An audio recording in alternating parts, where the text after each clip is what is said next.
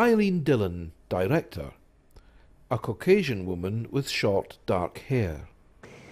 The original script that Maria gave me was very, very close to the book, and almost in parts read like prose rather than script. So one of the tasks was really to, basically was the adaptation of that into dialogue, and also to find the key relationship for the action to hang off. And whilst that was very interesting, and I felt kind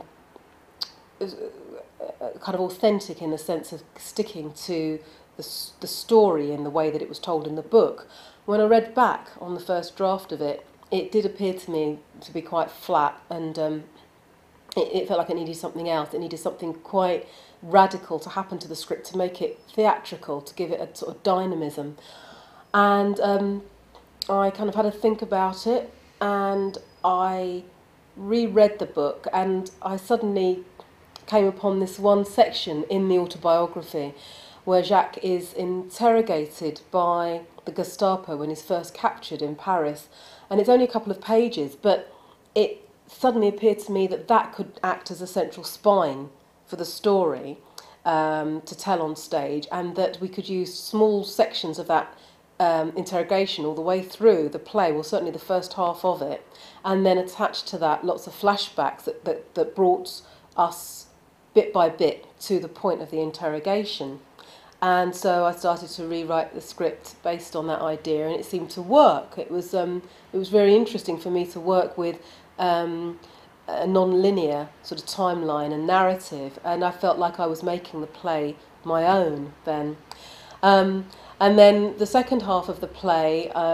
followed the incarceration in Buchenwald concentration camp for Jacques, but I counterpointed it with what happens at the beginning of the novel, where Jacques is very young and he loses his sight. So that whole experience in Buchenwald on one level is about being trapped and suffering and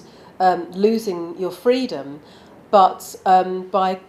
using the contrast of Jacques' experience as a little boy, where he loses, yes, his sight, but gains this enormous new perception of the world, and through that liberation, it kind of gave, I felt, a really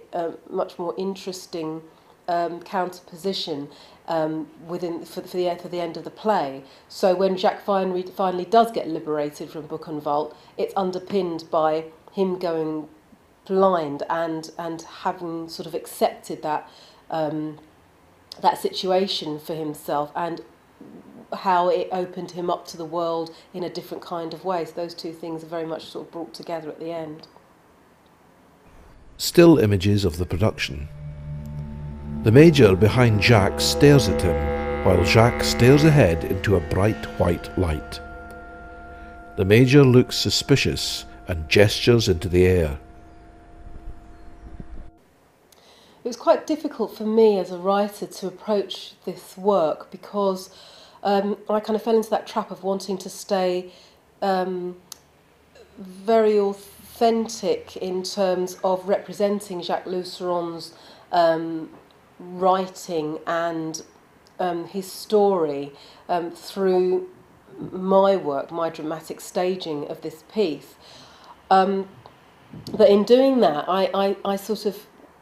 without really realising it at the time as things were developing, I was not allowing my own imagination to have space within the creative process. So there were stages, where I think that the work did suffer from me feeling this sense of wanting to, have integrity around the life story of Jacques Lusseron, and not